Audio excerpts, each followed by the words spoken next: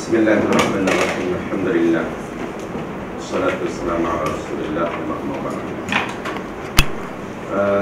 Ayat yang ke-167 ya. Kita baca dahulu ayatnya ya. A'udzu billahi minasyaitonir rajim. Wa liya'lama alladhina nafaqu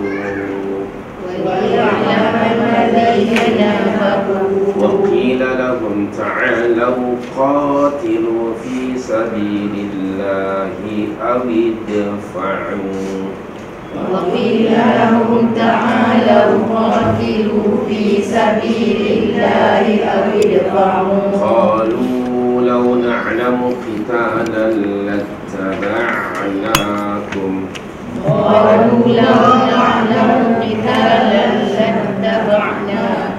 هم للكفر يومئذ أقرب منهم للإيمان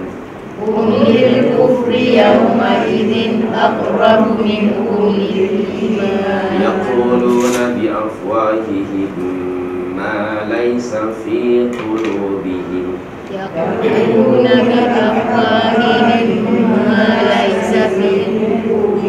والله أعلم بما يكتمون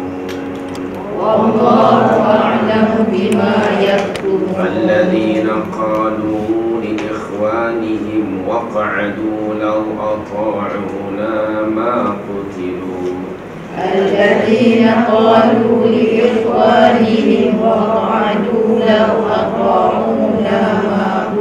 قل فادرءوا عن أنفسكم الموت إن كنتم صادقين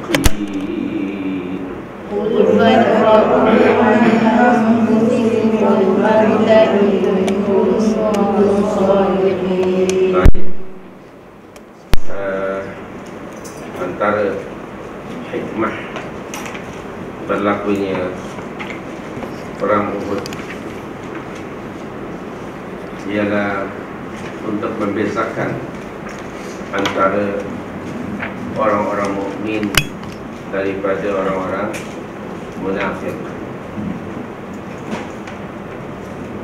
Selama ini orang-orang munafikin menyembunyikan kenifakan mereka, dan orang-orang mukminin pada ketika itu tidak menyadari dan tidak mengetahui sebenarnya di tengah-tengah mereka itu ada orang yang berpura-pura Islam, menzahirkan keislaman tetapi menyembunyikan kekufuran. Allah Subhanahu wa ta'ala tidak menghendaki situasi itu, keadaan itu berjalan pada dalam masa yang panjang, berterusan. So mesti dipisahkan antara kedua kelompok itu agar jelas dapat dilihat dengan mata kasar perbezaan yang sangat menjolok antara orang-orang mukmin dari orang-orang munafik. Antaranya ialah dengan atau melalui peristiwa perang Uhud ini.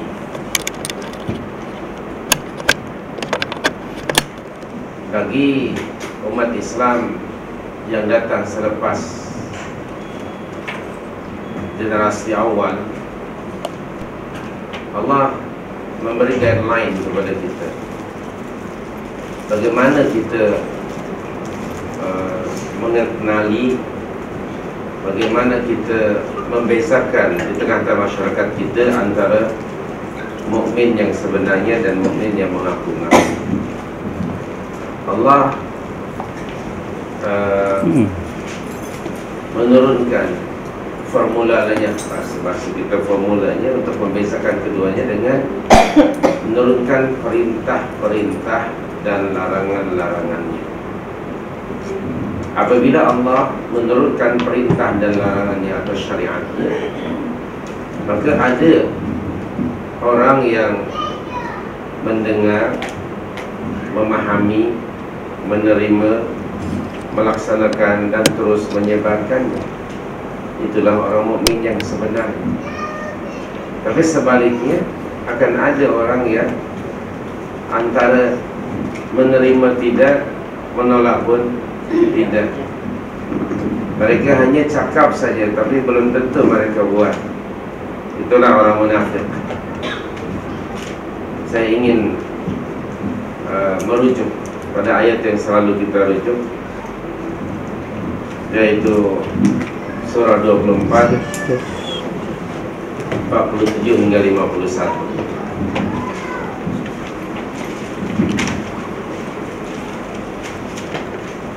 A'udzu billahi minasyaitonir rajim. Wa yaquluna amanna billahi wa birrasuli wa ata'na. Mulut mereka mengatakan, mengisyaratkan, menyatakan, kami telah beriman kepada Allah dan Rasul dan kami akan mentaati keduanya. Mereka berkata itu, mereka cakap itu sebelum diturunkan perintah dan larangan. Semangat tu adalah ya. Tapi apabila Allah menurunkan perintah dan larangannya, lalu bagaimana sikap mereka terhadap perintah dan larangan Allah? Thumma yatawalla fariqun minhum min ba'di dzalik. Kemudian sebagian besar di antara mereka berpaling setelah Allah menurunkan titah perintahnya atau syariatnya. Nah, dengan turunnya syariat Allah, maka nampaklah belang dan jati diri mereka. Mereka hanya pandai bercakap dan sangat retorik ketika bercakap. Kalau sekarang mungkin tidak hanya cakap tapi guna banner, mungkin dibawa berarak banner itu,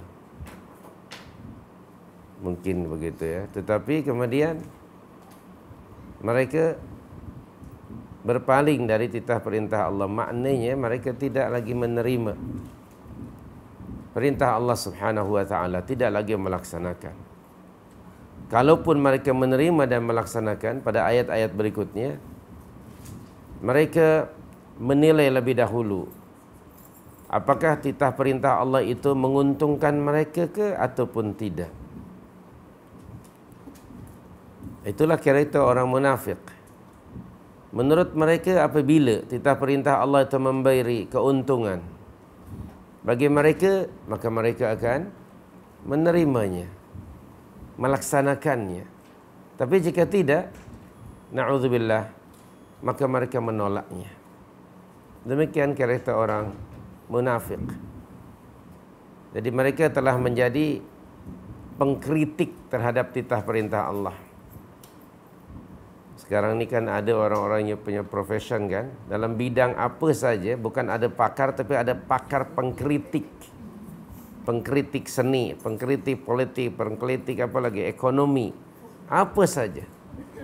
Hingga ada pengkritik syariat barangkali. Bayangkan ketika orang mengatakan bahawa undang-undang Islam tidak dapat dilaksanakan pada masa ini, di zaman moden ini, kerana ... dan sebagainya. Itu maknanya mereka menjadi apa?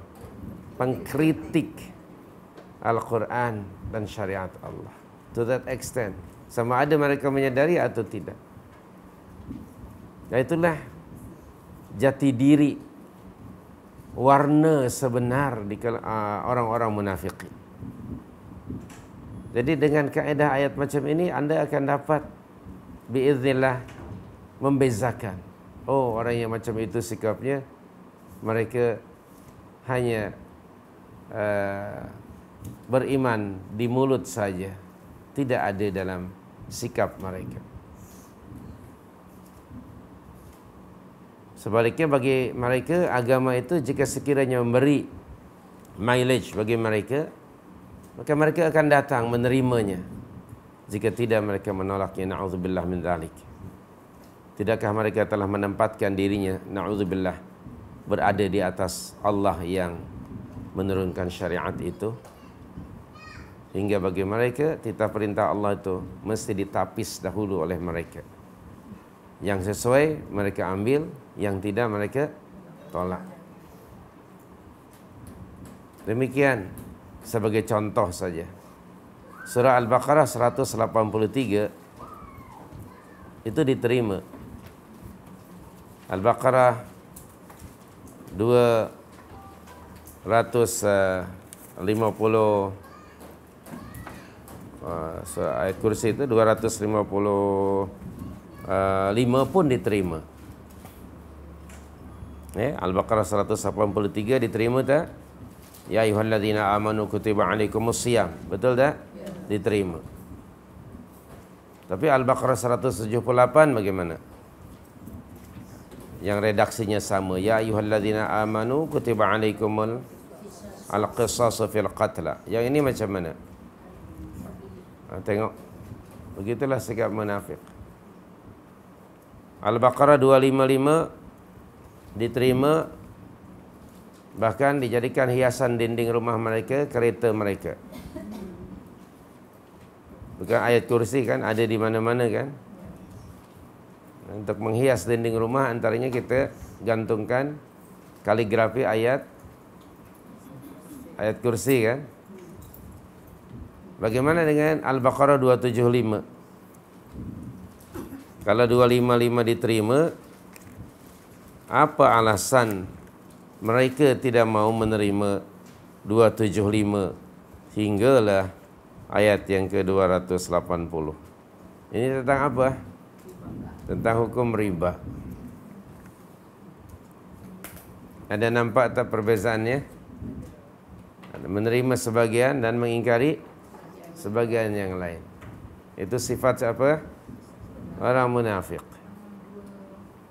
Dan orang munafik, sifat itu mereka meniru dan mengikuti karakter orang-orang Yahudi yang dilaknat dan dikutuk oleh Allah. Wal'iyadzubillah. Dalam Al-Baqarah yang ke-85, Allah mendedahkan kepada kita sifat busuk dan buruk Yahudi, antaranya di tengah-tengah ayat tersebut. Bismillahirrahmanirrahim. Afatu'minuna bi ba'dil kitab wa takfuruna bi ba'd.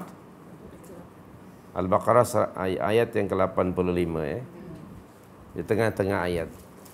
Afatu'minuna bi ba'dil kitab wa takfuruna bi ba'd. Kenapa kamu terima Al-Baqarah 183, kamu tolak Al-Baqarah 178? Kenapa kamu terima Al-Baqarah 255, kamu ingkari Al-Baqarah 275? Sebagai contoh dan banyak yang lainnya. Ada nampak di masyarakat fenomena ini?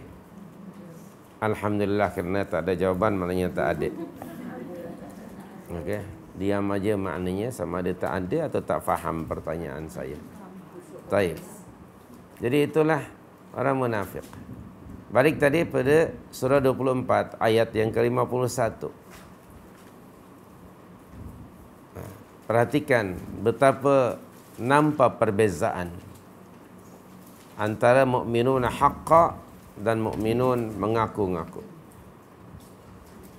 Ayat 51 surah An-Nur. Bismillahirrahmanirrahim.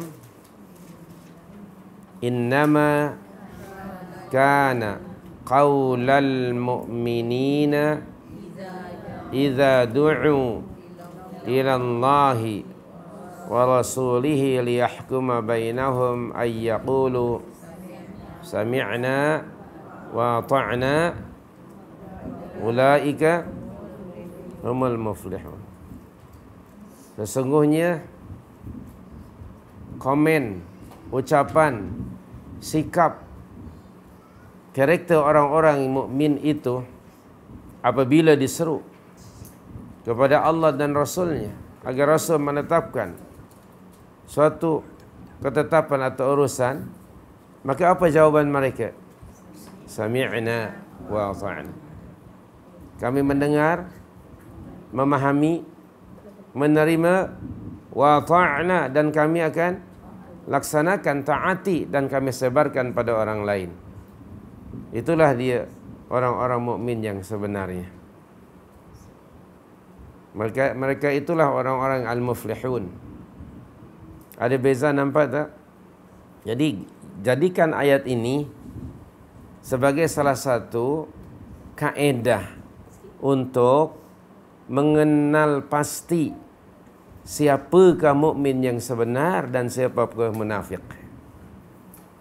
Gunakan Quranic standard, kerana tidak ada kaedah dan hidayah atau petunjuk lebih baik daripada Al-Quranul Karim. Fenomena ini, mukmin yang mengaku-ngaku dan mukmin yang sebenarnya akan terus ada dan berterusan hinggalah datang hari kiamat. Bila kita sudah tahu, sebelum kita melihat orang lain, sebaiknya kita melihat pada diri sendiri dan bertanya, islahun nafs, memperbaiki diri. Apakah saya ini termasuk mukminun haqqa ataupun mengaku sekedar mendakwa? Itu kita harus dan mesti sebagai mukmin berusaha untuk islahun nafs, memperbaiki diri menuju kepada keadaan yang lebih baik sebagai mukmin yang sebenar-benarnya. Tidak hanya mukmin by name, by chance, or by birth, tapi memang benar-benar ada karakteristik orang-orang mukmin yang sebenarnya. Itu salah satunya. Balik lagi pada surah yang ketiga 167. Merujuk kepada umat yang hidup pada masa itu dan ada hubung kait dengan perang Uhud. Wa qila lahum, dan dikatakan kepada mereka. Wa qila lahum, dikatakan kepada mereka. Dan yang mengatakan kepada mereka ini adalah Abdullah, seorang sahabat Nabi daripada kaum Ansar. Dia Abdullah bin Haram al-Ansari radhiyallahu anhu, menyampaikan dan mengatakan kepada orang-orang munafikin pada masa itu, dan pemimpin orang munafikin waktu itu siapa? Abdullah bin Ubay bin Salul.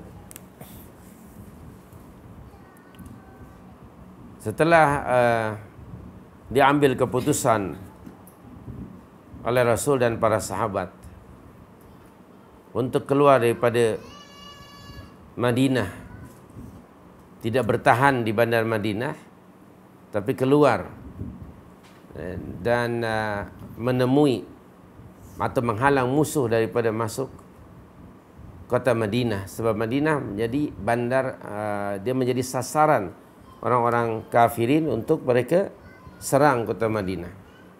Maka Nabi SAW menyetujui pandangan majoriti waktu itu supaya keluar dari bandar Madinah, tidak bertahan di dalam kota Madinah. Sementara orang-orang munafik yang dipimpin oleh Abdullah bin Ubay bin Salul la'natullah alaih, dia menurut pandangan dia pada masa itu lebih baik bertahan di kota Madinah. Maka dikatakanlah oleh Abdullah bin Haram al-Ansari radhiyallahu anhu, apa dia? Ta'alau, wahai saudara-saudara sekalian, marilah kita berperang. Ta'alau qatilu fi sabilillah, marilah berperang di jalan Allah, atau idfa'u, pertahankan dirimu, keluargamu dan hartamu. Dari firman Allah yang mulia ini dapat kita fahami bahawa majoriti orang-orang munafik mereka tidak mau berperang, enggan berperang. Okay. Dari ayat tadi, ta'alau qatilu fi sabilillah. Ini mengisyaratkan bahawa orang munafik tetap berpegang pada pandangan mereka, yaitu bertahan di dalam kota Madinah dan mereka tidak mau keluar. Menurut pandangan mereka, bila musuh datang, mereka akan depend themselves. Kalau tidak keluar, mereka kata ini bukan perang tapi cari mati. So mereka refuse untuk perang fi sabilillah. Kemudian dikatakan, kalau kamu tidak mau berperang fi sabilillah, maka idfa'u, jaga, pertahankan diri kamu sekalian daripada diserang musuh. Pertahankan keluarga kamu, isteri dan anak-anak kamu, juga harta kamu. Kalau tidak mau berperang fi sabilillah, at least you defend lah yourself. Okay? Defend yourself daripada musuh. So di sini juga ada lagi boleh kita bincangkan ayat ini. Ada perbezaan yang nyata antara perang fi sabilillah dan perang atas nama fanatisme, kesukuan, kebangsaan dan keluarga. Ada beza. Qatilu fi sabilillah. Yang kedua, awidfa'u. Ada beza di sini. Okey. Yang pertama, yang namanya muqatalah atau berperang, okey, termasuk dalam perang kategori berperang fi sabilillah ialah berperang atas nama Allah, atas nama agama, untuk mempertahankan agama, mempertahankan akidah dari serangan musuh kafir harbi. Nah, ini penting. Seorang mukmin mesti punya niatnya ketika berperang ialah fi sabilillah, atas nama akidah, atas nama agama. Kedua, ada peperangan untuk mempertahankan diri, keluarga ataupun harta. Oleh Abdullah bin Haram radhiyallahu anhu, dicuitlah hati Abdullah bin Ubay bin Salul dengan, kalau kita barangkali diprovok lah ya, kalaupun tidak mau kamu berperang fi sabilillah, maka pertahankanlah diri kamu. Berbeza itu. Pertahankan diri kamu, keluarga kamu, harta kamu, dan juga tanah airmu. Ada dua beza. Walaupun dua-duanya mungkin katalah mereka ikut berperang, tapi berbeza nanti natijahnya pada sisi Allah. Seorang mukminun berperang fi sabilillah. Orang yang lain selain pada orang mukminin berperang bukan fi sabilillah. Sama ada untuk mempertahankan diri atau keluarga, harta mereka, kekayaan mereka ataupun tanah air mereka. Sekurang-kurangnya kamu berperang atas nama tanah air kamu ataupun keluarga kamu.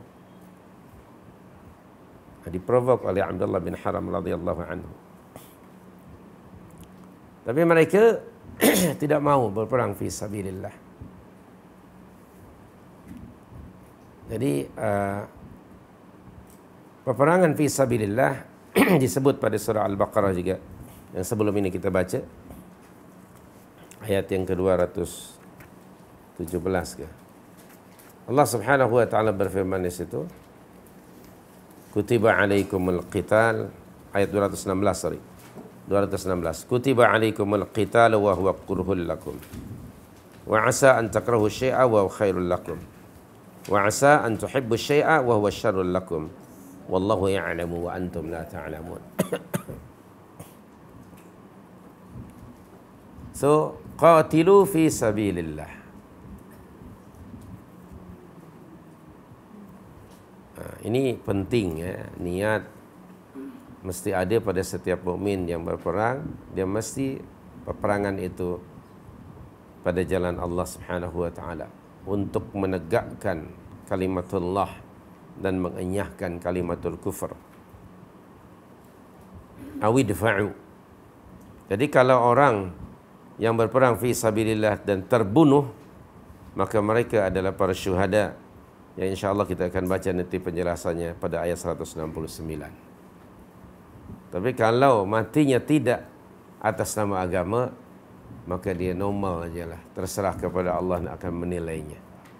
Tapi pastikan setiap mukmin kalau berperang fi sabilillah niat. Taib. So ketika dikatakan kepada Abdullah bin Ubay bin Salul dan rakan-rakannya yang tidak mau berperang, ya, qatilu fi sabilillah aw idfa'u. Apa jawaban mereka? Apa respon mereka? Qalu, mereka merespon, law na'lamu qitalan lattaba'nakum. Sekiranya kami mengetahui akan terjadi peperangan, tentulah kami mengikuti kamu. Ucapan ini diucapkan oleh Abdullah bin Ubay bin Salul dan ditujukan kepada Nabi dan sahabat-sahabat Nabi, antara yang tadi Abdullah bin Haram Al-Ansari radhiyallahu anhu. Perkataan mereka ini menjelaskan jati diri mereka, menyatakan karakter mereka sebagai orang-orang munafik yang selama ini mereka menyembunyikan kemunafikan mereka. Sekarang terserlah. Bagaimana mereka boleh mengeluarkan perkataan lau na'lamu qitalan lattaba'nakum? Padahal mereka sudah tahu bahawa musyrikin Makkah sudah menghampiri kota Madinah. Dan mereka datang bukan nak makan angin. Mereka datang bersenjata. Membawa senjata, perlengkapan senjata, sudah pakai baju tentera barangkali. Bawa senjata. Mereka bukan makan angin. Jelas mereka memang tujuannya untuk memerangi Islam dan umatnya. Mereka tahu maklumat itu sudah sampai pada mereka. Tapi sajalah mereka mengatakan lau na'lamu qitalan, seolah-olah mereka tidak tahu. Padahal mereka sudah tahu. Dan para sahabat serta Rasul sallallahu alaihi wasallam pun sudah bersedia untuk itu. Dapat dilihat dari persiapan yang dibuat oleh Nabi dan para sahabat. Sama ada berupa senjata, kendaraan, ataupun mungkin makanan. Yani layaknya orang yang hendak pergi ke medan perang. Memang sudah nampak. Tapi mereka mengatakan lau na'lamu qitalan lattaba'nakum. Jadi ucapan ini sebenarnya ucapan untuk mengelak daripada ikut berperang. Jadi orang munafik ini akan sentiasa mengambil kesempatan dalam apa jua isu. Dan mereka akan sentiasa memberi komen-komen mereka ke atas isu tersebut. Yang sebenarnya menurut mereka barangkali komen itu adalah hujjah. Bukti yang nyata. Menunjukkan kononnya mereka itu pandai. Sebenarnya dengan perkataan mereka itu makin lagi nampak terserlah kemunafikan mereka. Jadi mereka menganggap ataupun beranggapan dengan mengatakan seperti ini bukan nak pergi berperang tapi nak cari mati. Kenapa? Karena mereka tetap berpendapat mesti bertahan dalam kota atau bandar Madinah, jangan keluar. Pandangan mereka pada masa itu, kalau keluar menemui musuh maknanya memang mesti matilah, kalahlah, terbunuh. Itu kerana mereka melihat dan mendengar pasukan Quraisy pada masa itu dipimpin oleh Abu Sufyan, bilangan tenteranya sangat besar dan persediaannya juga lebih hebat daripada perang Badar, kerana tujuannya untuk membalas dendam kekalahan mereka pada perang Badar. Itu pandangan mereka. Jadi mereka tetap kononnya bertahan saja di dalam. Datang saja musuh baru mereka akan mempertahankan diri mereka. Jadi mereka tidak setuju dengan keputusan Rasul sallallahu alaihi wasallam. Nah, inilah sikap orang munafik, selalu punya sikap yang berbeza. Selalu mereka menentang, oppose the messenger. Itu sikap mereka. Hinggalah hari ini orang-orang munafik akan punya sikap yang sama. Dan itu sentiasa berbeza, menentang, tidak menyetujui perkara-perkara yang baik ataupun tidak bersetuju dengan ketetapan Allah dan Rasul. Sentiasa yushaqiq, menentang. Sentiasa yukhalifun, mereka menyelisihi keputusan Rasul. Kita selalu baca itu dua ayat itu. Surah An-Nur 63 dan surah 4 115. Jadi ini alasannya nih buat. Dari ayat ini juga dari perkataan mereka tadi, lau na'lamu qitalan lattaba'nakum.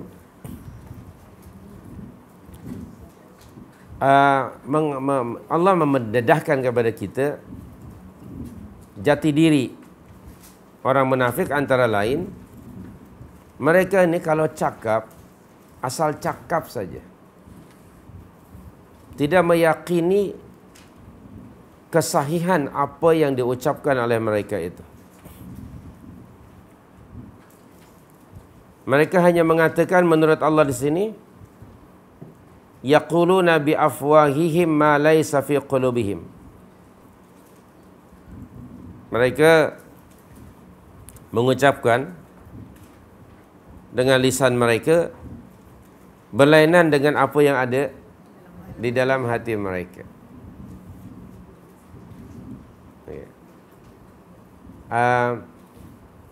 Tiap-tiap manusia dianugerahkan Allah sebelum melakukan sesuatu itu ada hasrat atau motif ataupun niat. Lalu ia diterjemahkan melalui ucapan. Allah Subhanahu wa taala menganugerahkan pada kita lisan. Dan lisan ini nanti yang akan menyatakan hasrat dan motif yang ada dalam hati itu. Kemudian anggota badan, tangan dan kaki akan membenarkan, menterjemahkan, merealisasikan yang telah diucapkan melalui lisan itu dalam bentuk amalan perbuatan. Jika ini tiga-tiga ada, maka menunjukkan orang ini benar. Jadi benar itu ialah selarinya antara ucapan dan perbuatan. Bila ucapan dan perbuatan itu selari, itu disebut sidqun, benar. Dan orang-orang mukminin adalah orang yang shadiqun. Ingat surah Al-Baqarah 177 di hujung ayat tersebut, dan surah 49 ayat 15. Pada Al-Baqarah 177 hampir hujung ayat tersebut, Allah berfirman, Bismillahirrahmanirrahim, Ulaika alladzina sadaqu. Ulaika alladzina sadaqu. Mereka itu adalah orang-orang yang benar dalam apa? Pengakuan iman mereka. Kerana dari hati diucapkan melalui mulut, dibuktikan dengan amalan dan perbuatan. Dalam surah 49 ayat 15, hujung ayat, Allah berfirman, Bismillahirrahmanirrahim, Innamal mu'minun alladzina amanu billahi wa rasulihi thumma lam yartabu wa jahadu bi amwalihim wa anfusihim fi sabilillah. Hujung ayat, ulaika humus shadiqun. Jadi kesimpulannya, benar itu ialah apa dia? Samanya atau selarinya antara ucapan dan perbuatan. Itu orang mukmin. Bagaimana dengan orang munafik? Orang munafik berlaku kecelaruan, kontradiktif.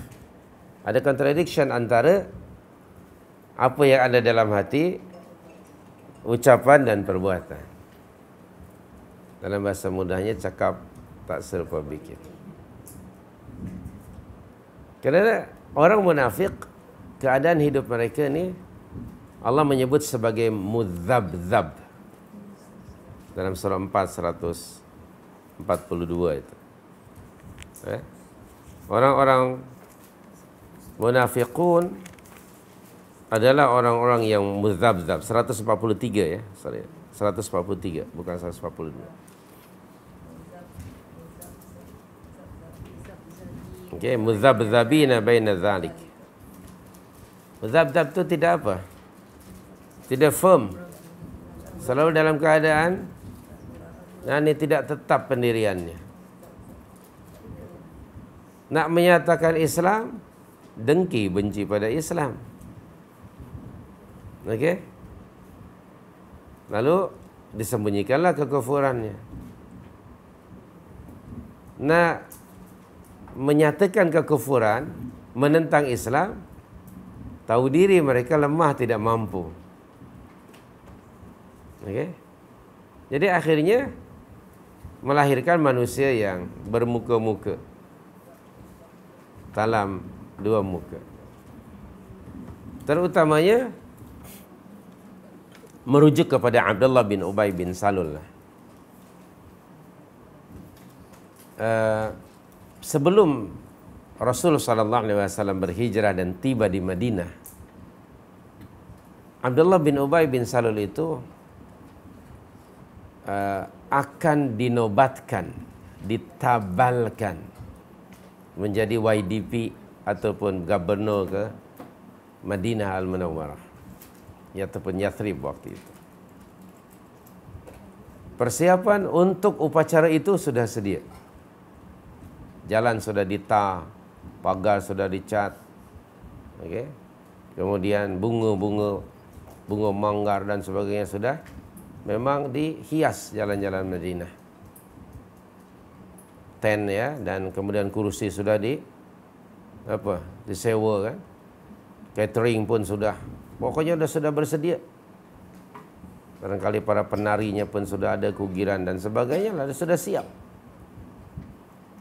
Tiba-tiba datang Rasul sallallahu alaihi wasallam ke Madinah. Apa yang berlaku? Terbatallah, tak jadi upacara itu. Kerana majoriti penduduk Madinah telah beriman kepada Allah dan Rasul dan mengalu-alukan kedatangan Rasul sallallahu alaihi wasallam. Bagaimana dengan nasib dengan Abdullah bin Ubay bin Salul? Tak jadi. Gagal peristiwa itu, tidak berlaku. Tapi catering sudah, saya tak boleh lagi dikembalikan kan. Semuanya sudah tak boleh dikembalikan. Lalu ketika itu nak melawan Rasul dan umat Islam, tidak ada kekuatan. Tidak mungkin nak menunjukkan kekufuran. Kemudian dah masuk Islam, menerima ajakan Rasulullah, benci. Maka lahirlah manusia yang seperti ini, yang disebut mudzabzab. La ilaha ula wa la ilaha ula. Tidak mukmin, tidak pula kafir. Itu disebut mudzabzab. La ilaha ula wa la ilaha ula. Jadi karakter munafiqun itu seperti itu. Sentiasa mudzabzab. Hingga hari ini. Okay? Jadi Muslim hanya by name. Nak menjalani ketaatan bimbang dianggap sebagai orang kolot pula nanti. Okay? Karena mereka menganggap bahawa orang yang mentaati Allah dan Rasul dianggap seorang yang backdated barangkali ya. Kemudian nak menunjukkan modern sangat macam orang kafir pun tak berani. Kenapa? Darahnya Islam pula, keturunan Islam. So akhirnya mudzabzab. Menampakkan jati dirinya sebagai Muslim hanya apabila ada event-event tertentu. Bila ada munasabat Islamiyah atau diniyah, hari-hari besar Islam disebutnya dalam bahasa kita, maka akan hadir. Tetapi apabila syariat-syariat yang lain ataupun komitmen mereka terhadap Islam tidaklah seperti orang lain, kerana bimbang dianggap sebagai seorang yang fundamental. So akhirnya mereka memilih jadi Muslim versatile, Muslim yang serba boleh. Inilah timbul manusia seperti ini. Muslim modern kononnya, Muslim moderate. Begitulah sikap orang-orang munafiqin. Jadi mereka tidak punya pendirian, cakap hanya di mulut, tapi menyembunyikan kekufuran mereka. Demikian karakter orang munafik. Kenali mereka ya, yaitu mereka hanya cakap melalui lisan mereka, tapi menyembunyikan kekufuran mereka. Lau na'lamu, kata mereka apa tadi? Lattaba'nakum. Lau na'lamu qitalan lattaba'nakum. Sebenarnya ucapan ini yakni hanya keluar di mulut, tidak keluar daripada hati yang ikhlas. Dan tujuan mereka sekali lagi hanyalah mokri saja terhadap Rasul. Dan kemudian dibuktikan juga mereka tentera Islam yang dipersiapkan oleh Rasul waktu itu 1000 personalnya kan. Bila keluar dari Madinah, Abdullah bin Ubay bin Salul sudah buat perancangan dengan kawan-kawannya. Kita ikut saja dulu, pura-pura kita ikut Muhammad dan tenteranya. Nanti di tengah jalan bila ada signage U-turn, kita buat U-turn. Nah, begitulah entah setelah berapa kilometer. Mereka tahu tu ada signage barangkali. Maka di pertengahan jalan 300 orang kembali lagi, buat apa ikut Muhammad? Kita balik lagi lah. Ini bukan nak perang, cari penyakit, cari mati, kata mereka. Maka terutamanya munafik yang hardcore yang 300 ini balik lagi. Tapi ada di antara mereka yang kemunafikannya mungkin lebih ringan daripada Abdullah bin Ubay bin Salul. Ada juga yang tetap ikut bersama pasukan Rasul ini. Nah, dari peristiwa ini makin nyata, makin jelas bagi para sahabat radhiyallahu anhum ajma'in bahawa di tengah-tengah mereka ada orang munafik. Jadi Allah itu tidaklah memberitahukan kepada para sahabat nama-nama para munafikin yang ada di Madinah. Itu benda yang rahasia. Rasulullah tahu dari Allah, lalu Rasulullah bagi tahu kepada Hudzaifah bin Yaman radhiyallahu anhu senarai nama-nama orang munafik di Madinah. Nabi sudah tahu sebelum itu berlaku dari Allah Subhanahu wa taala. Tapi biarlah umat Islam mengenali orang munafikin dengan mata mereka sendiri. Jelas dengan begitu. Bila mereka balik 300 orang 300 balik lagi ke Madinah, barulah nampak. Jelas sekarang. Di tengah-tengah kita ada orang munafik. Zaman kita pun sekarang seperti itu. Mereka selalu disobey Allah, tak suka kepada ketaatan pada benda-benda baik. What more kalau ia meminta pengorbanan, sama ada masa, apalagi wang ringgit. Mereka tidak akan sanggup. Jadi beragamanya hanya sekedar ritual untuk kepentingan diri. Sikap seperti ini, balik pada ayat 197. Hum lil kufri yawma idzin aqrabu minhum lil iman. Ini pernyataan dari Allah. Sikap mereka seperti itu, pada hari itu mereka lebih dekat kepada kekufuran daripada keimanan. Tengok ucapan dan perbuatan mereka menjadi indikasi bahawa sebenarnya mereka itu kafir, bukan orang mukmin. Lebih dekat kepada kekufuran daripada iman. Hakikatnya mereka adalah orang kafir. Orang munafiqun adalah orang kafir. Jelas itu. Bahkan mereka akan diazab oleh Allah di akhirat nanti dalam neraka yang paling bawah sekali. Kita pernah baca surat An-Nisa 145. Innal munafiqina fid darkil asfali minan nar.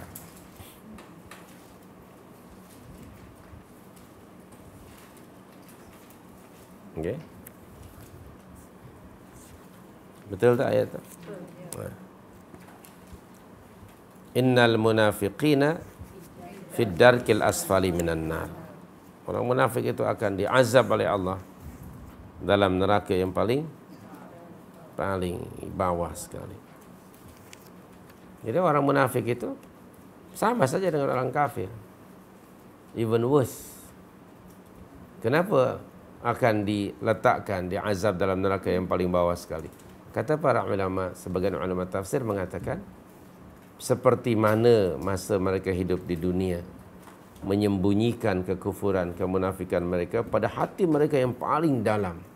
Mereka berusaha untuk cover, menutup-nutupinya dengan menampakkan kononnya mereka itu Muslim melalui lisannya, melalui luarannya lah, penampilan luaran. Tapi sebenarnya mereka menyembunyikan kekufuran pada hati mereka yang paling dalam. Maka balasannya dari Allah setimpal dengan apa yang mereka buat. Fid darkil asfali minan nar. Wal'iyadhu billah. Okay. Bahkan di dalam surah Al-Ahzab ya, ayat 72, kita pernah rujuk ayat itu. Allah berfirman di situ, bismillahirrahmanirrahim. Liyu'adziballahul apa? Munafiqina wal munafiqat wal musyrikina wal musyrikat. Al-Ahzab ayat terakhir tu 72. Sudah jumpa? Surah 33 ayat 72.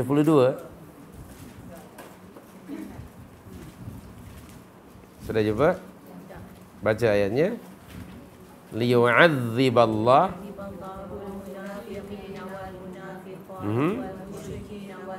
Tengok. Al-munafiqun wal munafiqat wal musyrikin wal musyrikat. Maknanya orang munafik itu sama tak dengan orang musyrikin? Sama. So, wow di situ kata sambung. Berarti martabat mereka sama dengan orang musyrik, dengan orang kafir. Wal'iyadzu billah. Nah, hakikatnya orang munafik itu kafir sebenarnya. Hakikat. Karena mereka selalu antara lain tadi memperolok-olok, mengejek Rasul. Itu karakter mereka. Selalu berbohong. Cakap dengan bikin berbeza.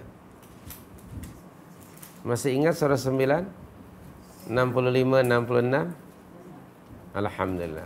Itu ayat. Pada ayat itu jelas bahawa orang munafik adalah kafir.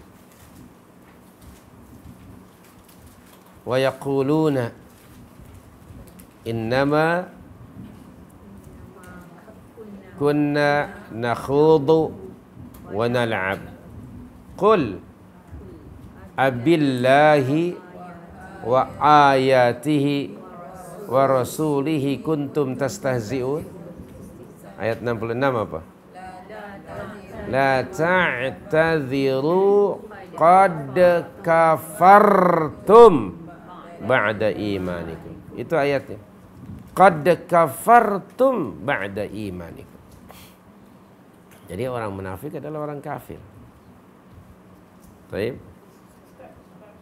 Silakan.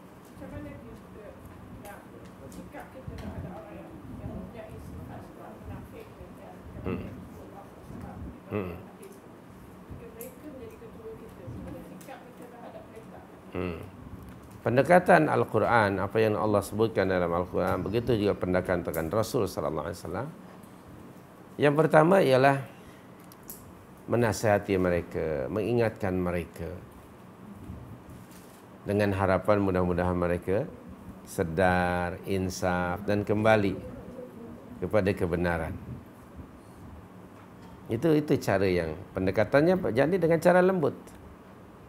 Masih diharapkan mudah-mudahan mereka akan insaf. Kemudian yang kedua baru bagi warning, agak keras dari pendekatan yang pertama. Bagi warning seperti ayat-ayat yang tadi antaranya yang kita baca. Sebagai tahdid dan wa'id. Amaran keras dan ancaman kepada mereka. Dengan ancaman dan azab itu, amaran yang keras itu diharapkan mereka segera bertaubat. Sedar, insaf, bertaubat. Dan Allah akan terima taubat mereka. Pendekatan ketiga yaitu dengan cara apa? Memerangi mereka. Kenapa? Karena mereka merupakan musuh dalam selimut dan menjadi tali barut pada musuh Islam yang ada di luar. Ingat ketika Nabi SAW hendak memerangi Bani Quraidah, salah satu di antara puak Yahudi di Madinah, Abdullah bin Ubay bin Salul, dia kirim teks. Dia segera kirim teks. Tetap kamu bertahan di Qal'ah, di tempat kamu, dan kami akan kirimkan 1000 tentera kami untuk membantu kamu. So, apa yang berlaku? Nabi tetap serang. Nabi kepung mereka dan dibagi kata dua. Imma mereka menyerah dan akan dibiarkan keluar meninggalkan kampung membawa harta mereka dan keluarga mereka. Atau kalau tidak, mereka akan diperangi. Abdullah bin Ubay bin Salul kirim teks. Kononnya kami akan membantu dan menolong kamu. Sebenarnya tidak ada. Orang munafik itu kesana menipu, kesini menipu. Sana tipu, sini tipu. Itu orang munafik. Dan akhirnya mereka pun menjadi musuh kepada umat Islam. Karena sentiasa bergabung dengan musuh-musuh Islam. Orang kafir dan orang munafik sebenarnya sama. Allah sendiri mengingatkan kita dalam surah Al-Munafiqun ayat yang keempat, orang munafik itu musuh kamu. Okey, humul aduwwu, itu ayatnya. Humul aduwwu. Mereka itu adalah musuh bagi kamu. Maka apa Allah berfirman di situ? Hati-hati, waspada. Fahdharu. Humul aduwwu fahdharu. Mereka itu musuh bagi kamu, wahai orang-orang yang beriman. Musuh dalam selimut, waspada dan hati-hati dari kelicikan mereka yang akan memerangi Islam dari dalam. Mereka selalu merosak dari dalam. Bahasa Indonesia itu ada istilah, kalau tayar itu anginnya dicucuk dengan apa? Dengan jarum ataupun paku akan keluar angin itu. Itu dalam bahasa Jawanya menggembosi, digembosi, sehingga keluar nanti air dan akhirnya tayar itu akan panjang. Dalam bahasa sini entah apa. Artinya orang munafik menjadi musuh di tengah bagi umat Islam dan Islam di dalam, dan mereka selalu mengacau dari dalam. Selalu mereka buat create problem. Mereka tidak mahu Islam maju, tidak mahu Islam menang, tidak mahu Islam tertegak. Akan ada saja usaha-usaha mereka untuk menggagalkan tertegaknya agama Allah dan tersebarnya kebenaran. Humul adu fahdharhum. Dalam surah 8:60 Allah menyebut musuh yang kamu tidak ketahui sedangkan Allah mengetahuinya. Jadi ada dua musuh nih, ada musuh di luar dan musuh dalam selimut. Allah sudah bagi warning kepada orang-orang yang beriman dalam surah 8:60. Bismillahirrahmanirrahim. Wa a'iddu lahum mastata'tum min quwwatin wa min ribatil khail turhibuna bihi aduwallah wa aduwakum. Itu dia kalimat itu. Wa akharina min dunihim la ta'lamunahum wallahu ya'lamuhum. Betul tak? Allahu ya'lamuhum. Wa akharina min dunihim, dan musuh-musuh yang lain selain daripada orang kafir itu yang nyata, yang kamu tidak mengenali mereka, tidak mengetahui mereka, tapi Allah mengetahui. Jadi pendekatannya akhirnya diperangi. Ada 3 pendekatan. Kita pun seperti itu. Pendekatannya tetap pendekatan nasihat, secara lembut. 2, bagi warning. 3, stay away dari mereka lah. Tuan away, jangan, do not be with them. Itu caranya 3. Tapi soal timingnya how long is up to you. Karena Rasulullah pun juga tidak ada bagi tahu, okey, pendekatan pertama 3 bulan aja. Kita tengok 3 bulan tak berubah, pendekatan yang kedua plan B tak berubah juga, baru plan C. Tidak. Soal timingnya how long is up to us. Sudah berapa puluh tahun umpamanya? 10 tahun, 20 tahun, 30 tahun, 40, 50 tahun. Masih berubah? Tidak berubah misalnya. Nasihat sudah, cara macam-macam sudah, tetap macam itu, dan split lah. Mesti jelas nanti ini mukmin yang sebenarnya dan ini mukmin yang mengaku-ngaku. Pendekatannya seperti itu. Dan Anda lebih tahu daripada siapa saja di tempat Anda. Itu namanya hikmah. Okey. Jadi 3 pendekatan itu mesti kita ikuti cara seperti itu. Baik. Dan pada akhirnya jangan lupa orang munafik itu dihalau oleh Nabi SAW, diperangi dari Madinah. Hingga ketika Rasulullah SAW meninggal dunia, tidak ada orang kafir, orang musyrik, tidak ada orang munafik di Madinah pada masa itu. Tapi kemudian setelah baginda meninggal dunia, ya akan ada lagi hingga hari kiamat. 3 kelompok manusia yang Allah sebut di awal surah Al-Baqarah akan tetap ada. Orang mukminun, kafirun, munafiqun akan tetap ada.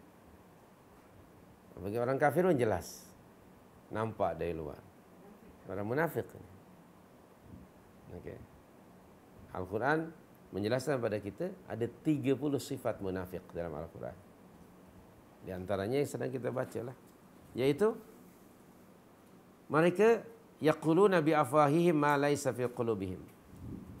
Adanya kontradiktif antara mulut, hati dan perbuatan. Jadi Allah menyatakan hum lil kufri yauma idzin aqrabu minhum lil iman.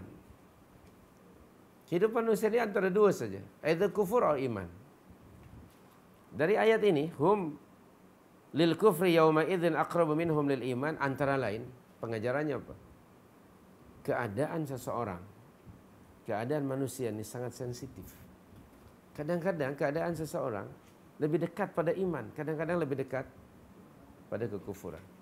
Macam mana ke antaranya kita mengetahui? Melalui ucapannya. Kadang-kadang ucapan pun akan mengindikasikan kualiti iman seseorang. Adakah dia mukmin sebenarnya, atau mukminnya imannya lemah, atau dia munafik, atau dia kafir? Perkataan.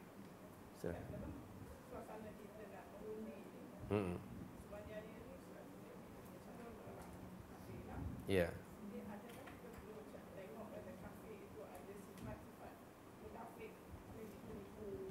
Iya. Hmm. Hmm. Saya selalu mengatakan seseorang itu dikategoriskan sebagai kafir setelah Anda menyampaikan dakwah. Okey, sebelum Anda menyampaikan dakwah mereka musyrikun. Diajak kepada tauhidillah. Bila mereka reject baru mereka disebut kafir. Dan kafir ada dua. Ada kafir yang aggressively against Islam dan ada yang pasif. Ada kafir yang diterjemahkan kalau saya melihat kafir yang harbi ada pada Pak Lahab yang sentiasa menentang. Kafir yang zimmi ataupun yang tidak aktif lah, yang pasif ada pada Pak Talib. Tengok pendekatan Rasul, berbeza kan? Jadi sekali lagi Anda kita nak menggunakan orang, sorry to say, non-Malay, ini pada amnya begitu. Kalau bukan orang Melayu, kafir. Begitu mudah kita mengatakan. Padahal mereka musyrik. Sudahkah kita menyampaikan atau belum dakwah Islamnya? Kalau sudah sampaikan dengan mengikut kemampuan kita, yang penting sampai dakwah itu, misi itu sampai, lalu mereka mengingkarinya, baru disebut kafir. Bagaimana pendekatan seorang Muslim terhadap kafir? Pertanyaannya kan, kalau mereka kafir, rujuklah surah 60 ayat 8 dan 9. Allah sudah memberikan guideline. Ada dua jenis kafir. Tengok pada surah ke-8, surah yang ke-60 ayat 8 dan ayat 9. Inilah dia petunjuk dari Allah. Baca ayatnya, bismillahirrahmanirrahim. Ayat 8.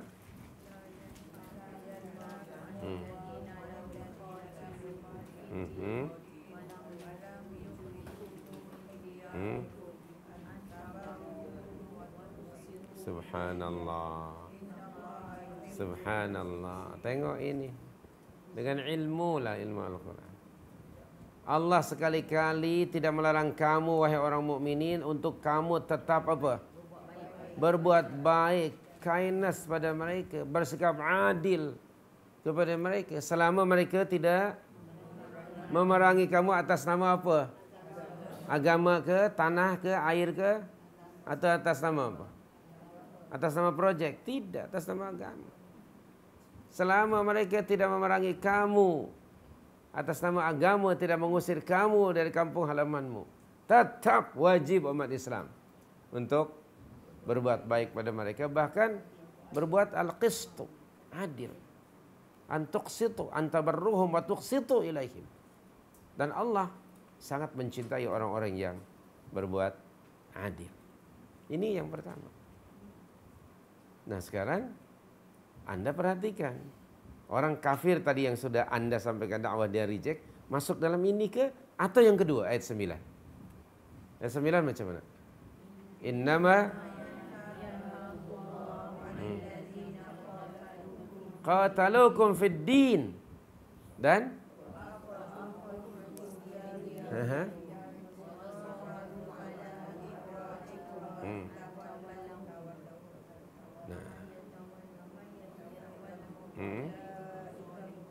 Nah, bagi Anda sekarang ayat yang mana yang relevan lah dengan keadaan? 8 ke atau 9? Sama 7. Ada dua jenis pasti kafir itu. Istilah ulama syariat, ulama fiqh, mereka menggunakan ada kafir harbi, ada kafir zimmi. Istilah mereka. Bahkan hari ini ada istilah, kata mereka itu istilah kena dibuat oleh fuqaha, ulama fiqh. Hari ini mungkin tidak lagi relevan. Ada pandangan seperti itu. Kenapa? Nah, untuk di Malaysia sekarang kafir mana? Yang mana? Menurut Anda lah. Anda lebih tahu daripada saya, kerana di kawasan Anda umpama. Lalu apakah dia menentang? Orang ini kalaupun dia tidak menerima, selama dia tidak menentang, tidak menghalangi, adalah lebih baik daripada yang menentang. Apalagi yang apa? Yang bermuka-muka. Mungkin seperti itu. Saya terdengar pernah buka satu program yang dihostkan oleh Sinar waktu itu. Ada seorang non-Muslim. Dia mengatakan bahwa saya baru tahu sekarang Islam itu. Saya baru tahu sekarang agama Islam itu rupanya ... Selama ini dia kata, tidak ada orang yang bagi tahu pada dia apa itu Islam. Subhanallah. Bahkan kadang-kadang dalam cakapnya merujuk ayat Al-Quran. Tengok, dia belum menerima Islam. Taufik itu dari Allah. Tapi selama ia tidak menentang aggressively, tidak menghalangi, tafadhal. Saya terbaca juga tak tahu sejauh mana betulnya sebab ini bukan wahyu. Seorang CM memberi bantuan pada Ma'had Tahfiz. Million. Apa pandangan dia? Saya yakin orang Islam kalau dia faham Al-Quran, dia tidak akan jahat. Dia non-Muslim. Dia kalau faham Al-Quran, dia kata saya yakin dia tidak akan jahat. Dia support million untuk Ma'had Tahfiz Al-Quran. Komen dia, kenapa anda bagi seperti ini? Anda non-Muslim. Saya percaya seorang Muslim kalau faham Al-Quran, ia tidak akan jahat. Subhanallah. Malu kita dengar. Jadi maknanya yang selama ini Muslim yang jahat tidak Quranik. Makanya tadi disebut lebih teruk permusuhannya. Karena di dalam mereka Muslim. Susah nak mengenalinya. Ya, menampakkan keislaman tapi menyembunyikan kekufuran. Jadi mana yang relevan is up to you. Saya hanya menjelaskan kepada anda. Dan jangan lupa satu lagi. Di dalam kitab Riyadhus Shalihin, kita sudah pernah baca itu. Salah seorang di antara pembantu Rasul, pemuda berbangsa dan beragama Yahudi, membantu pelayan Rasul. Ketika anak muda ini hampir meninggal dunia, hampir mati, Nabi mendatanginya, menziarahinya, lalu menawarkan Islam. Aslim, masuk Islamlah kamu. Lalu budak ini, dia melihat kepada ayahnya yang ada di sebelah kiri dia, seolah-olah minta persetujuan. Lalu kata ayahnya, Ati' Abul Qasim, taatilah Abul Qasim, yakni Rasul. Ikuti dan taati Rasul. Lalu budak itu mengucap syahadatain. Lalu Nabi keluar dari rumahnya dan mengatakan, Alhamdulillahilladzi anqadhahu minan nar. Segala puji bagi Allah yang telah menyelamatkan ia daripada neraka. Pelayan Rasul, seorang non-Muslim. Dia tawarkan, dan tentu saja dengan behavior Rasul. Menunjukkan apa pengajarannya? Kalau ada orang non-Muslim yang pasif, tidak aggressively against Islam, seperti Pak Talib atau anak muda ini, selamatkan dia hingga last minute of their lifetime. Save them from the hellfire. Rasulullah mendatangi Abu Talib tak? Ketika Abu Talib going to die, kan mendatanginya kan? Dan menawarkan, Qul ya ammi la ilaha illallah. 3 kali ditawarkan. Pernah tak Rasulullah menawarkan Islam pada Pak Lahab? Never. Tidak pernah lagi mengajak Abu Lahab. Kenapa? Pada hari yang pertama pengisytiharan Rasulullah sebagai Rasul Allah, siapa yang menentang? Pak Lahab. Orang pertama yang meraihkan keputraan Rasulullah adalah Pak Lahab. Dia juga menjadi orang pertama yang menentang dakwah Rasul. Dan Rasul tidak pernah mendatangi lagi. Kenapa? Malah justru kemana saja Rasulullah pergi, Abu Lahab akan mengikutinya. Bahasa Indonesia kata, menguntit di belakang. Bahasa Indonesia itu tepat itu. Ini selalu bukan ikut. Dia mengikuti kemana saja Muhammad. Bila Rasulullah mengatakan, Ya ayuhan nas, wa'budullah, qulu la ilaha illallah. Maka Pak Lahab akan mengatakan, Ya ayuhan nas, inna hadzal rajul majnun. Kemana-mana. Di mana ada Rasulullah, di situ ada Pak Lahab.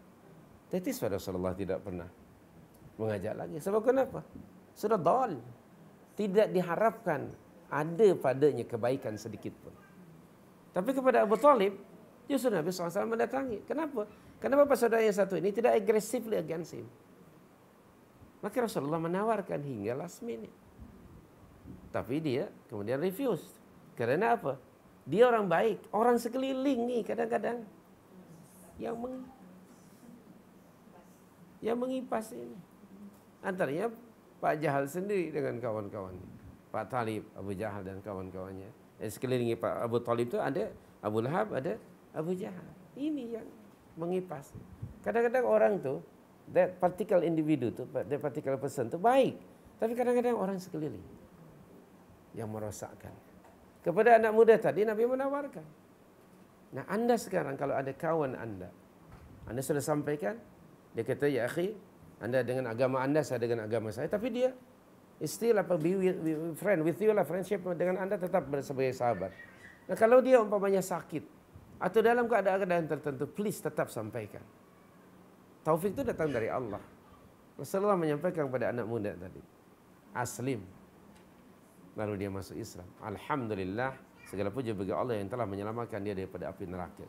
Karena tujuan dakwah ialah seperti yang Allah sebut dalam surah 3:103, yaitu inqazun nas minan nar, menyelamatkan manusia daripada terjerumus ke dalam azab neraka. Itu di dalam surah ketiga 103. Jadi begitu sekarang jawaban. Saya tidak memberikan jawaban, hanya memberikan clue dan bayangan.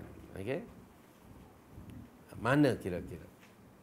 Bandingkan antara orang kafir yang pasif, and sometimes they want to listen to you also kan, and they are very good person, dan yang satu lagi pakai ketayap tapi Allah selalu menggembosi dari dalam, selalu masuk Islam. Memang pakai ketayap. Kadang-kadang saya ingat kiri, saya ingat kanan ketayapnya. Tapi hati-hati, benci kepada Islam kecuali dalam bentuk ritual, menentang kebenaran, melekehkan orang yang mentaati Allah dan Rasul, dan sebagainya. Nah, ini worse dan yang itu. Maka kalau ada orang yang tidak menentang, kita hanya mengharap kepada Allah seperti Rasulullah kata, Allahumma hdi qaumi fa innahum la ya'lamun. Ya Allah, berilah taufikmu kepada kaumku kerana mereka belum faham. Ya, tinggal kita doakan saja. Semoga taufik itu datang dari Allah. Kewajiban Rasul dan kita sebagai duat ialah hanya sekedar tabligh ar-risalah. Convince mereka. Taufik itu dari Allah. Karena percayalah bahwa agama Islam agama yang disebut dinul fitrah, sesuai dengan fitrah manusia. Baik. Itu jawaban saya lah ya. Terserah kepada Anda mana yang akan Anda pilih. Taib. Jadi kita balik lagi. Keadaan manusia, termasuk kita lah, kita semuanya ni. Kita antara dua keadaan. Imma kufur, na'udzubillah min dzalik, atau iman. Dan ini sangat sensitif. Sangat sensitif. Boleh jadi seseorang yang beriman, boleh jadi dia jatuh kepada kekufuran hanya dengan satu perkataan. Seperti tadi surah 9 ayat 65-66 yang sudah kita baca. Sebagai contoh saja. Satu perkataan. Atau dalam kitab Riyadhus Shalihin yang kita pernah baca. Kadang-kadang seseorang mengatakan, mengeluarkan satu perkataan yang dia tak ambil berat sangat apa yang dia ucapkan itu. Tak kisah. Tapi pada sisi Allah amat sangat berat. Dengan satu perkataan itu akhirnya ia dihumbankan ke dalam neraka. Atau sebaliknya ke dalam syurga. Dari satu perkataan. Dan orang munafik serta orang mukmin dapat dikenal pasti. Mukmin dan munafik antara lain melalui perkataan. Kalau orang mukmin bila dia bercakap benar dan dia action atau perbuatannya sama dengan ucapannya. Orang munafik, kama qala Rasulullah, bila bercakap dia dusta atau bohong. Jelas, Al-Quran itu dengan sunnah Nabi sangat jelas untuk to distinguish antara keduanya. Hanya Al-Quran the best guidance bagi kita. Yang Allah menamakan Al-Quran sebagai Al-Furqan. Al-Furqan kan? Dia membezakan. Syahrul Ramadan alladhi unzila fihi Al-Quran hudan linnas wa bayyinatin minal huda wal furqan. Dan kita mesti nufarriq, mesti membezakan dalam kelompok umat Islam, mesti dibezakan. Ada mukminin yang sebenarnya, ada yang mengaku-ngaku. Apa dia formula yang harus kita lakukan? Kita rujuk Al-Quran dengan sunnah, bukan pandangan kita. Kalau ikut pandangan kita confuse, dia itu Muslim ke bukan, confuse kita. Okay. Disebut kafir, dia keturunan Jawa, Jawa itu Muslim, kan? Kemudian disebut Muslim pula, solat pun tidak. Okay. Di Jawa kan bingung orang. Saya tak tahu di sini mungkin tidak berlaku. So kalau di sini, di sana di Jawa tidak ada dalam konstitusi setiap Jawa itu Muslim, tak ada. Tapi kalau di sini dalam konstitusinya ada kan? Melayu itu Islam. Nah, kemudian Muslim itu apa? Kadang-kadang kita confuse. Gunakan Al-Quran, semuanya akan jelas. Hadza mu'min wa hadza munafiq. Dengan Al-Quran, gunakan Al-Quran dan sunnah nabawiyah. Antaranya perkataan. Melalui perkataan. Keduanya, selain perkataan apa? Perbuatan. Rasulullah sudah bagi tahu. Hadis selalu kita ulang antaranya. Yang membezakan seorang mukmin dari seorang musyrik dan kafir apa dia? Salat. Gunakan hadis itu jelas. Anda tak akan bingung. Baik. Maka itu kalau ada orang yang tidak salat, nasihati dahulu, tanya dahulu kenapa tidak salat. Mungkin dia sudah salat, kita tidak tahu kan. Kenapa tidak salat? Mungkin dia musafir sudah jamak. Kenapa dia tidak salat? Mungkin dia datang bulan, datang matahari, kita tidak tahu. Jadi jangan terus buat judgement, tanya dahulu. Baik? Nah itu yang namanya seorang da'i, selalu positive thinking. Bila ternyata dia against Islam dan menentangnya, buat apa salat? Bagi aku salat tak salat sama aja. Bahkan aku lebih, dia kata apa? Lebih berjaya kerana aku tidak salat. Ya, kafir lah ya. Baru anda buat judgement. Dan kemudian itu individu. Pemerintah juga harus. Pemerintah mesti buat undang-undang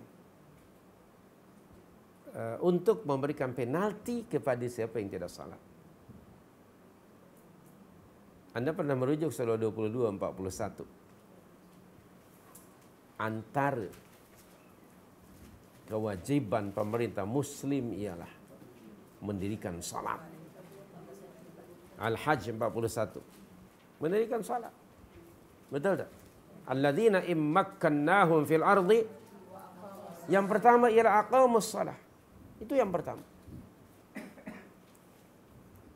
Sekarang kita macam mana? Kita Muslim by name, tapi salat macam mana? Astaghfirullah. Mudah-mudahan tidak berlaku. Jangan-jangan pemimpinnya sendiri pun tidak salat. Mudah-mudahan tak berlaku. Ya, kalau pemimpin tidak salat, bagaimana dengan yang dipimpin? Kan selalunya ada kita, alah pemimpin kita pun tak salat. Makmum selalu ikut imam. Seperti itu. Dan pemimpin kamu itu adalah diri kamu, gambaran diri kamu. Pemimpin kamu itu adalah menggambarkan siapa diri kamu. Okay. Subhanallah. Aqamus salah. Keduanya, Anda pernah membaca hadis dalam kitab Riyadhus Shalihin. Rasul sallallahu alaihi wasallam, secara ringkas saja, hendak membakar rumah orang yang tidak salat berjamaah di Masjid Nabawi. Bukan tidak salat ya. Tidak salat berjamaah bersama Rasul di Masjid Nabawi, akan aku bakar rumahnya. Itu atas nama apa maksudnya? Nabi melaksanakan undang-undang, yaitu enforcement. Undang-undang tidak hanya sekedar dibuat. Pemerintah mesti buat undang-undang dan mesti ada penguatkuasaan, enforcement. Sekarang orang yang tidak salat di negara kita, ada tak penaltinya, enforcement? Dibiarkan saja.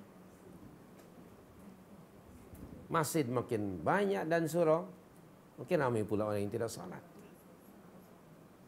Kan aneh. Aneh bin pelik ini. Inna lillahi wa inna ilaihi raji'un. Allahul musta'an ala kulli hal. So hati-hati bahwa keadaan seseorang itu Kadang-kadang dekat pada kekufuran, na'udzubillah, dan kadang-kadang dekat pada iman. Dan ini juga menunjukkan bahwa yang namanya iman itu tidak stagnan ya. Dia up and down. Ya. Yazdadu wa yanqus, kata para ulama. Iman itu kadang-kadang bertambah, kadang-kadang berkurang. Dia akan bertambah dengan ketaatan dan berkurang dengan maksiat. Kemudian karakter orang munafik yang lainnya pada ayat 167, yaquluna bi afwahihim ma laysa fi qulubihim. Allah mendedahkan kepada kita, kalau kamu ingin tahu siapa orang munafik, ni antaranya. Cakap tak serba bikin. Apa yang mereka cakapkan tak bukan keluar dari hati mereka. Itu orang munafik. Macam mana kita hati seorang kita tidak tahu kan? Tapi ucapan seseorang menggambarkan apa yang ada di dalam. Dia punya aktiviti harian, apa yang dilakukan harian menggambarkan. 3 ni, hati, mulut dan kaki dan tangan mesti selari. Bila beza saja, itu ada nifak. Nah, orang munafik seperti itu. Yaqulun, kalau pasal cakap memang ada kelas. Surah 63 ayat 4, Allah dah bagi tahu. Penampilan orang munafik, penampilan luarannya memang menarik perhatian kamu. Penampilan luarannya ada kelas, branded luarannya. Kalau cakap, maka kamu akan mendengarnya. Kagum kamu, kena petah bercakap. Bahkan menggunakan mungkin bahasa-bahasa. Dan mungkin kuat ayat Al-Quran atau hadis masa dia bercakap, hingga kamu terkagum-kagum. Wa idza ra'aitahum tu'jibuka ajsamuhum. Kalau kamu melihat mereka, jumpa dengan mereka, penampilan luaran mereka mengkagumkan kamu. Wa yaqulu, bila dia bercakap, tasma' liqaulihim. Pandai bercakap. Menggunakan bahasa-bahasa yang islamik barangkali. Menggunakan bahasa-bahasa yang orang ramai tidak faham. Semakin orang ramai tidak faham, makin hebat nilainya. Begitu. Entah apa-apa yang dicakapkan, kita pun tak faham. Jadi rupanya makin kita tidak faham, makin tinggi nilai kehebatannya. Begitulah mereka. Sebetulnya Allah menyatakan, hakikat mereka siapa? Ka'annahum khusyubun musannadah. Mereka itu diumpamakan oleh Allah sebatang kayu yang tersandar. Maknanya tidak boleh digunakan untuk apa-apa. Kerana kayu itu sudah apa? Keropos di dalamnya, sebetulnya sudah dimakan anai-anai. Luaran saja, dalamnya ada kekufuran. Hina sekali Allah menggunakan perumpamaan seperti itu. Qatalahumullah. Humul adu. Dan di tengah, dan mereka sensitif. Yahsabuna kulla sayhatin alaihim humul adu fahdharhum qatalahumullah anna yufakun. Anda harus kenal mereka. Demikian. Orang-orang mukminin, orang yang dalam ucapan dan perbuatannya semuanya sama, selari. Nah, orang munafik, lain cakap, lain yang dibuat. Begitu. Okay. Tembikar itu luarnya hijau, tapi bila dibelah, itu tembikar. Jangan sebut tembikar itu buah munafik, tidak. Itu Allah ciptakan seperti itu. Bukan tembikar, manusia itu. Manusia. Jadi untuk distinguish between mukmin yang sebenarnya dengan mukmin yang mengaku-ngaku, jelas menggunakan Al-Quran. Yaqulun bi afwahihim ma laysa fi qulubihim. Kemudian hujung ayat, wallahu a'lam bima yaktumun. Mereka pikir apa yang mereka buat itu tidak akan diketahui dan tidak akan direkod oleh Allah. Hujung ayat ini bukan informasi ya, tapi warning. Tidak ada sesuatu pun yang tersembunyi pada pandangan Allah. Kononnya mereka dengan berbuat demikian itu menampakkan keislaman, membunyikan kekufuran. Kononnya mereka dapat menipu Allah dan Rasul. Na'udzubillah, Allah tahu apa yang mereka sembunyikan dalam hati mereka. Kita hanya tahu apa yang keluar dari mulut mereka aja kan. Hanya Allah yang tahu dalam hati. Ini satu warning bagi mereka. Nah, bagi kita pun seperti itu. Jangan sampai perbezaan antara hati dengan mulut dan juga perbuatan. Hujung ayat adalah sangat keras dari Allah Subhanahu wa taala di sini, warning kepada mereka bahawa Allah Maha mengetahui kekufuran mereka. Kemudian Allah Maha mengetahui perancangan konspirasi jahat mereka, diketahui oleh Allah terhadap Islam dan umat Islam. Ini merupakan satu tahdid, ancaman amaran yang keras sekali daripada Allah kepada mereka. Ya, sesungguhnya Allah Maha mengetahui apa yang mereka rahsiakan di dalam hati mereka. So kesimpulannya tadi ayat 197 bahawa Allah akan sentiasa membezakan antara mukminin dengan orang munafik dengan menurunkan syariatnya, baik itu berupa perintah ataupun larangan. Yang kedua, orang munafik itu cakap dengan buat selalu berbeza. Kemudian yang ketiganya, sebenarnya orang munafik lebih dekat kepada kekufuran daripada iman. Dan yang terakhir, untuk kita juga bahawa Allah Maha mengetahui apa yang kita sembunyikan dalam hati. Oleh itu, mungkin kita na'udzubillah boleh menipu manusia, tapi mungkinkah kita, bolehkah kita menipu Allah? Tidak. So, innal munafiqina yukhadi'una Allah wa huwa khadi'uhum. Terima kasih, itu saja. Wallahu a'lam. Qul qouli hadza wa astaghfirullah. Tak ada pertanyaan? Silakan puan.